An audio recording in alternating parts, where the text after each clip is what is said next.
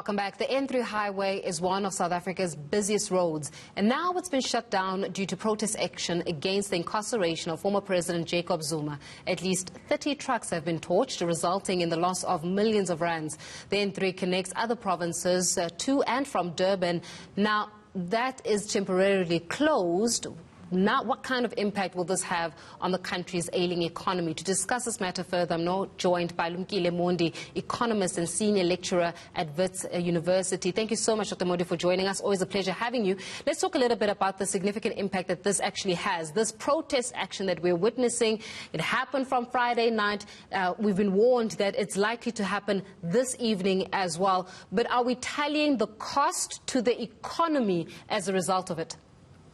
Let me just provide a brief background that the economic recovery has been driven mainly by our trade, specifically our exports, driven by the sector, which is experiencing a boom at the moment. So our biggest channel of export in the first quarter of 2021 were mainly the airport, or Tambo Airport, where in the first quarter we exported about 42 billion, and then Durban, among the land ports, we exported about 18 billion. So Durban is the leading destination among our ports. If you look at our ports from Richards Bay in the east, all the way to the west-facing Saldanha, Durban port is a critical artery. Therefore, what it means is that exports from SADC, that is Zambia, the DRC, Zimbabwe, as well as many South African points of production, use Durban as an entry point to export but also to import, using the road, that's N3, which has been impacted.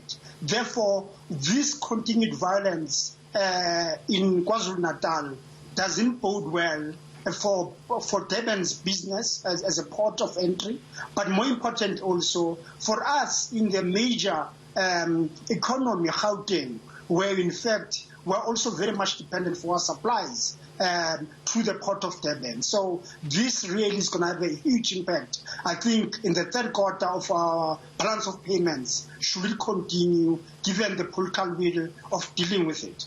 Yeah, but then how do you then respond to those who would argue and say, actually, who we're targeting right now is white monopoly capital, that black people will not be impacted, or even the argument that black people are hungry anyway, so even if the trucks burn, even if that route is destroyed, we're not touching the livelihoods of black people because they don't have livelihoods. What we're destroying is white monopoly capital that many would say is related to the Cyril Ramaphosa, so to say, faction. So in that instance, how then do we start responding to arguments such as this, which I'm sure you and I can attest to the fact that we've seen countless times, that being some kind of a justification of what is happening on the ground?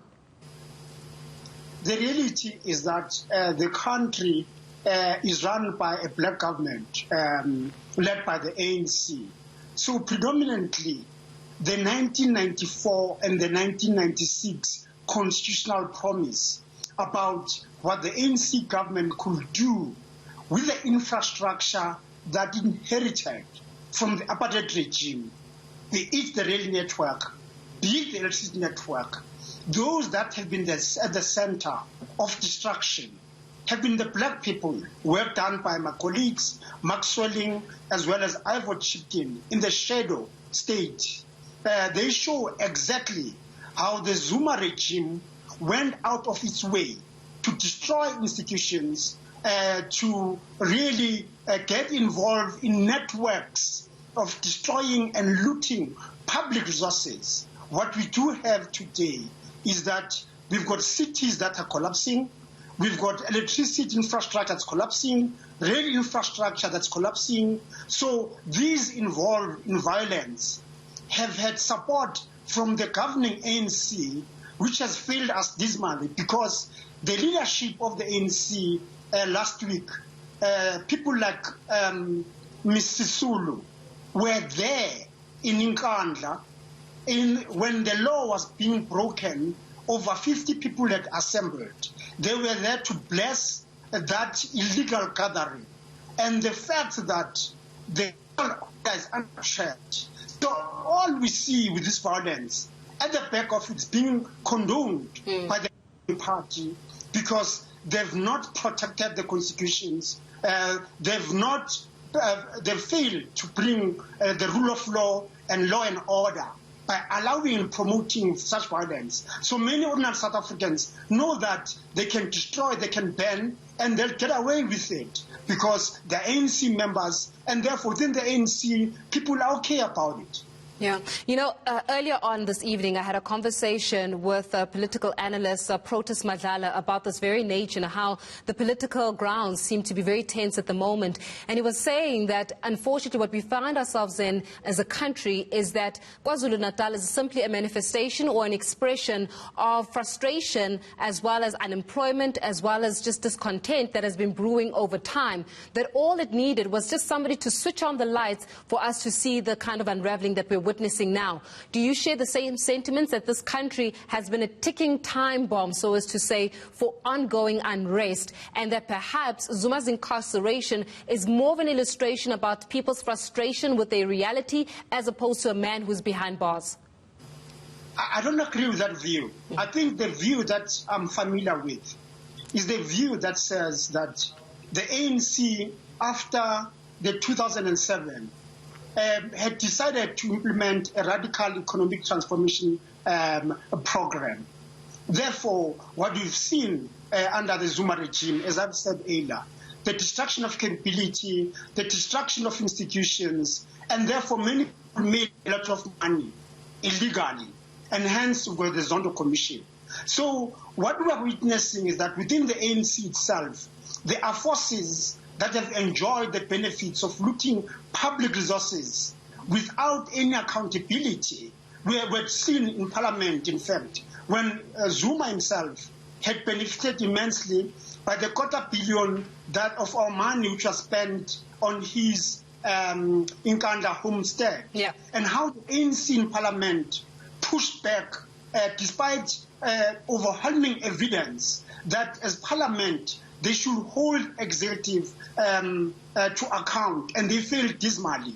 So without many Democrats taking action, Thuli Madonsela as a public protector, releasing that report, and subsequently the ANC being pushed to really come to the party and push Zuma to agree to the Commission of Inquiry into state capture. Without those actions, nothing will happen. So what we're seeing in KZN is a manifestation that says, you know what, we have it so good under Zuma. Therefore, well, very quickly, just to interject there, Dr. Lumkile, this is probably going to require a yes or no answer. This protest that we're witnessing, could it potentially cripple South Africa's economy? Never.